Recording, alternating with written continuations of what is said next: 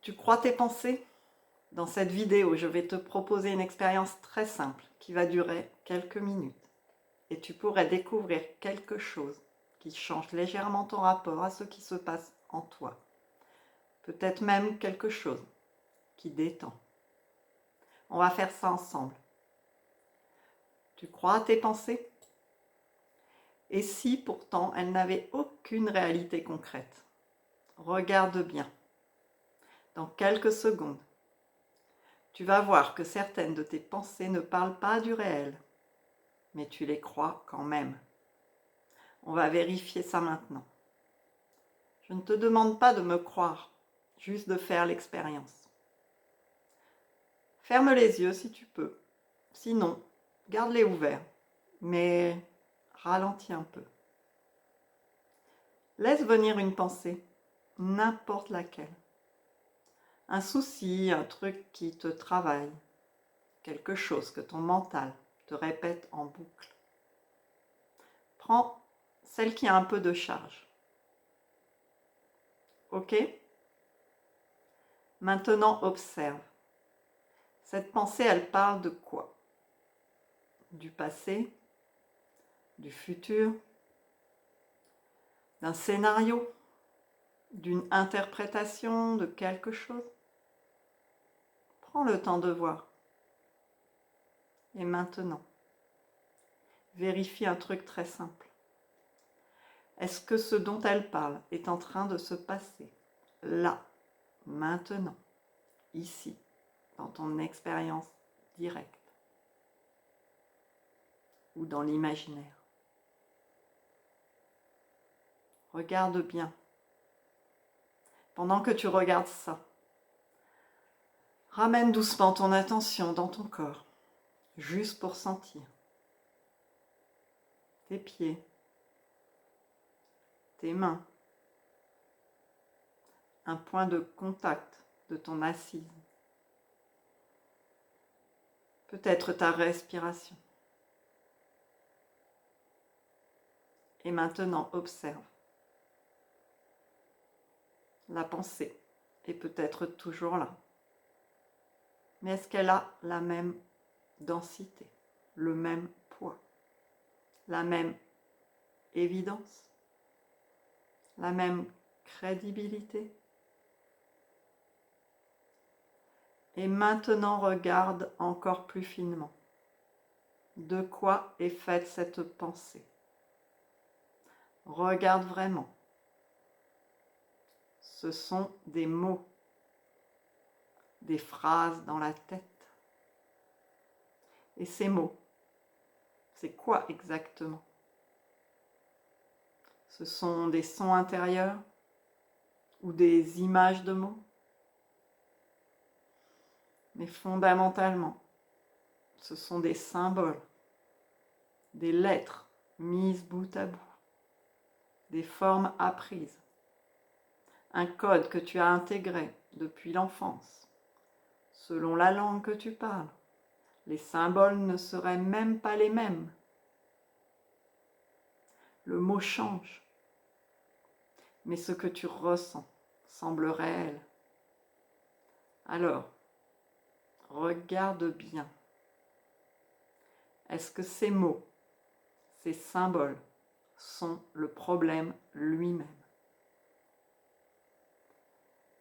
Regarde encore plus précisément ce que tu appelles une pensée. C'est du langage,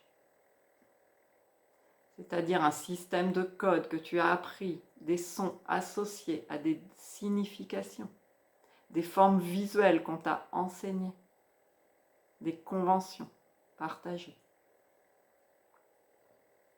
Le mot problème, par exemple, ce n'est qu'une suite de sons ou de lettres.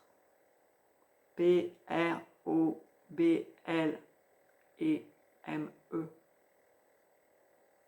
Si tu n'avais jamais appris le français, ce mot ne voudrait strictement rien dire pour toi. Comment tu pourrais avoir la pensée de problème sans le mot problème? Donc, ce que tu prends pour quelque chose de réel repose entièrement sur un code appris,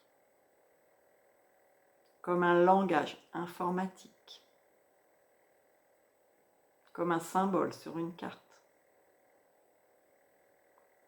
Ce n'est pas la chose, c'est une représentation. Et pourtant, ton corps peut réagir, comme si ce code était la réalité elle-même. Alors vérifie. Où est le problème maintenant, en dehors de ces mots, ici, sans utiliser le langage, sans le mot problème? Qu'est-ce qu'il reste concrètement? Si tu enlèves le mot, l'étiquette, l'histoire, dans ton expérience directe, maintenant, il y a quoi? Des sensations, des images qui passent, des tensions. Mais est-ce que, quelque part, là, il y a un problème en soi? Qu'est-ce que problème? C'est juste un mot que tu poses après, pour organiser, interpréter, donner du sens. Regarde bien encore. Ce mot crée une chose qui n'existe pas sans lui. Si ce mot n'avait jamais été inventé, si aucun humain n'avait jamais créé ce code, est-ce qu'il y aurait dans ton expérience directe quelque chose qui s'appelle un problème? Qu'est-ce qu'il y aurait au juste? Des sensations, des réactions, des mouvements auxquels on a appris à coller une étiquette. Problème, c'est une invention, un mot créé, transmis, répété, auquel ton esprit a appris à donner une signification. Mais c'est une invention. Est-ce que la chose existe telle que tu la crois? Ce qu'on vient de voir, c'est très subtil. Et en général, on ne le voit jamais.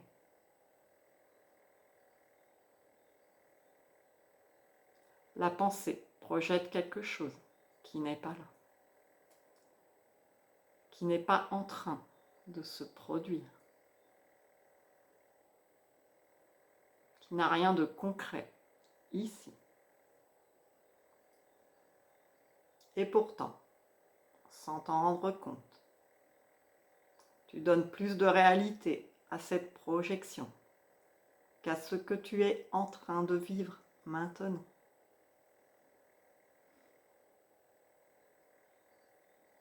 Ce n'est pas la pensée le problème.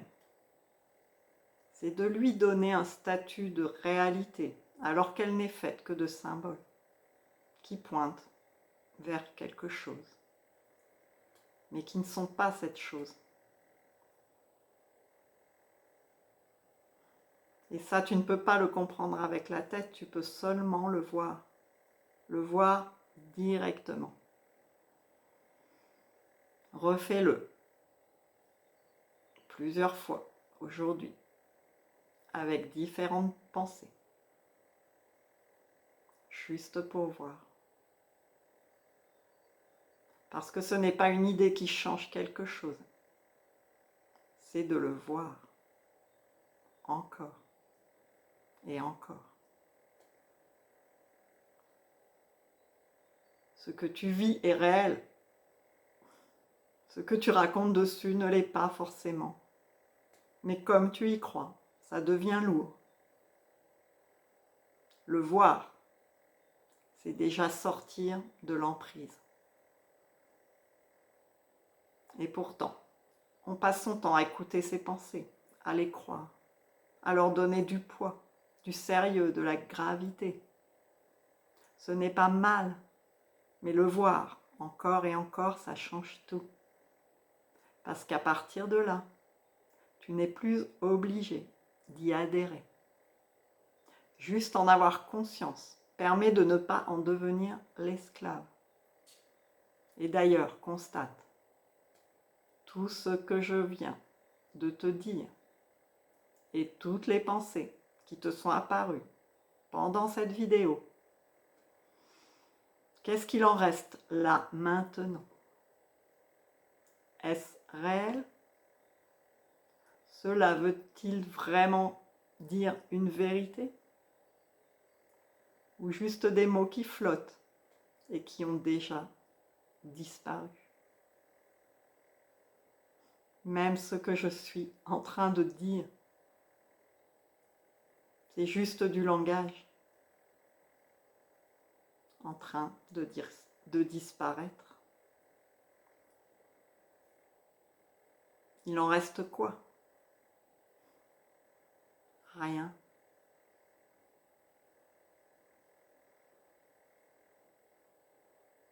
Et pourtant, sur le moment, ça avait l'air important.